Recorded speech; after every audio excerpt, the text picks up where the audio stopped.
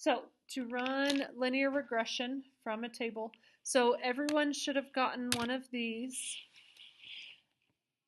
So notice it has all of the TI calculator instructions. Notice it starts off saying to input information into a list, and it tells you the buttons to click. And then it says to make sure a graph of the information, or to make a graph of the information, this is what you need to do. This is only if you really need to look at the graph. Um, I typically will only do this first step and then this last step.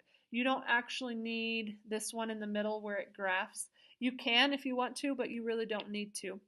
Um, so let's go ahead and start doing this. So first thing you always want to do on your calculator is clear it, just to make sure that if someone has turned on a something on the calculator. So in order to clear the calculator, you hit the second button. So second, hit the plus sign, and I'm going to zoom out just so that everyone can see the calculator. So I hit second and the plus sign, then 7, 1, and 2. So second, plus sign, the number 7, the number 1, the number 2. That's just something that you memorize doing it enough. Okay, so then I'm going to follow these steps. So I'm going to hit stat. If you look, the stat button is right here. So stat. Notice it says edit. So I'm going to go to number 1. It says input X values or the independent in list 1 and the Y values in list 2. So number of steps are going to go in the list 1. The time in this case depended on how many steps we've taken. So list 1 is 0, 1, 2, 3, 4, 5, 6, 7, 8, 9, 10. Okay, make sure you didn't miss that 1 or it will mess you up. Now hit 13.4, enter, 14.2, enter, 17.6, enter, 17.0, enter, 18.1, enter, 20.2, 23.2, 24.5, 26.2, 34.9, 36.5. So again, this is just a set of data from last year. I'm going to focus it. Oh, that is terrible. Sorry, I don't know why it's not wanting to focus. Let me cover it for a second. Why is it not focusing? I'm going to pause it until I can get it focused. Okay, sorry, I got it back to focus. So this is my data. So I've input the information into a list. You can graph it if you want to, so you can follow these steps and it'll actually plot the points on there. I'm just going to run the regression though, because that's really all I need. So I already have these values in my table. Now I'm going to run the regression line. So it says follow the instructions for inputting information. Then you're going to hit the stat button again. Now notice at the top there are these little tabs. So it says edit, calc, and test. So I'm going to hit the over arrow. Let me move this up just so you can see. So I hit stat. Now I need to move over to this tab, which is calc. Then it says go down to number 4, which is, it says line reg, which stands for linear regression. Notice it says AX plus B. Now, some places don't use MX plus B, they use AX plus B. That's why the calculator says AX plus B.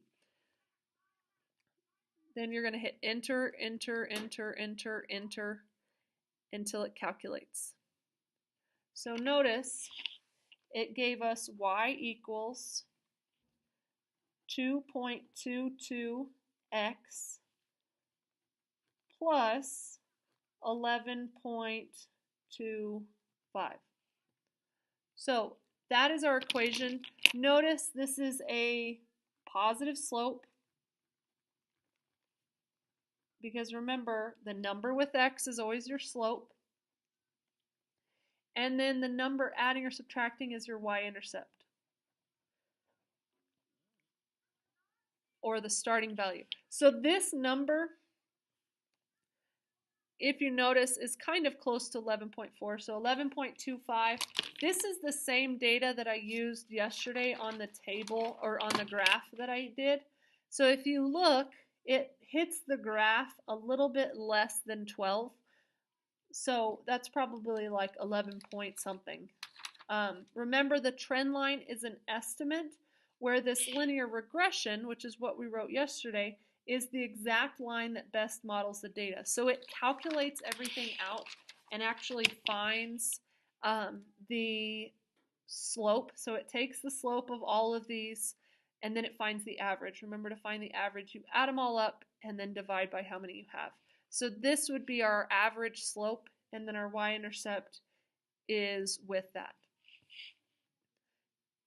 Okay, now notice it says A value is your slope, B value is your y-intercept, and then the R is the correlation coefficient. Well, there was no R here. So there is a step that you have to follow, and I want you to write it below where you have this. If you didn't input it into, or if you didn't glue it into your actual notebook and you did it on the very front, just use a Sharpie or write on the edge of this. So you're going to hit, notice down here, the 0 says catalog. So you're going to hit second, because it says catalog in blue, you're going to hit second catalog. So second catalog. Now, we need to go all the way down to diagnostic on. Once this setting is on, once you turn diagnostic on, it won't turn off again until you reset your calculator, just like I told you how to do at the beginning.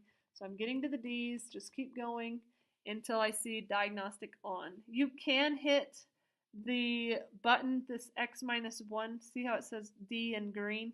You can hit that button and it'll automatically jump down there. So hit diagnostic on, you need the arrow pointing to it, and then hit enter. And enter again. It will tell you done. So diagnostic on, and then done, or enter till it says done. Now, if I run that regression again, so remember, hit stat, go over to calc, go to regression, enter, enter, enter, enter. Now it has an R value. So our R value on this one, R value, I'll move it down, except for I spelled value wrong. Value is 0.95. So 0.95 is our R value. If you have a positive R, and these are just definitions, a positive R tells you it's a positive correlation.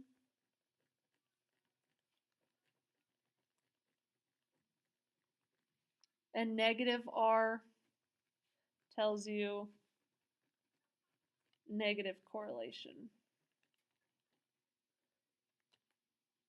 So remember, a positive slope or a positive R value tells it the correlation, they're all going up, or for the most part it's going up from left to right.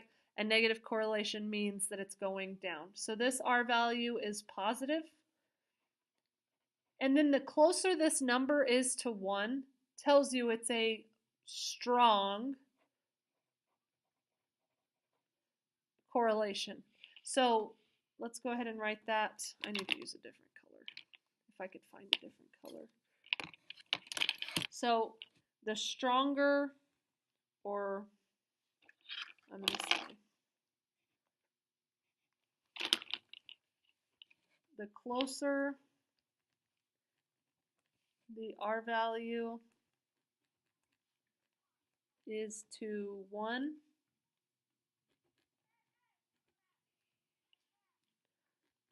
the stronger the correlation. So I'm going to do an example in just a second and show you what that means. There's a piece of hair right there. The Closer the R value is to 1, the stronger the correlation. Okay, so if I have a table of values, and I said X and Y, 0, 1, 2, 3, and 4, and I said 2, 6, 5, 4, and 3. Okay, I'm going to go back into my stat. I'm going to hit edit. I'm going to type all these in. Now, to delete a previous list, I actually only need to delete after 5 because it's 0, 1, 2, 3, 4. So I just keep hitting delete.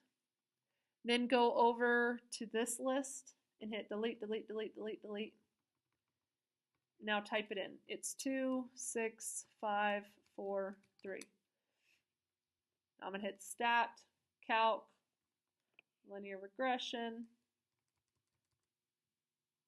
Now notice this R value is 0. That means there's absolutely no correlation.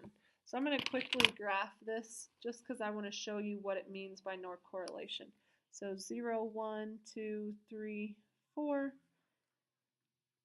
2, oops, that should be a 1, sorry. Got to go by the same amount. 1, 2, 3, 4, 5, 6. So that first point, 0, 2. The next point would be 1, 6, 2, 5, 3, 4, and 4, 3.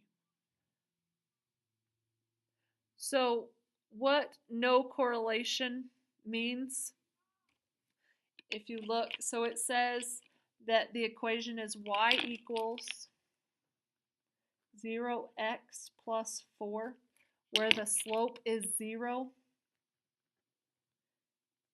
and the y-intercept is 4. So that means there's going to be, it's going to start at 4, and then it goes up 0, and over 1 each time. So that is our line.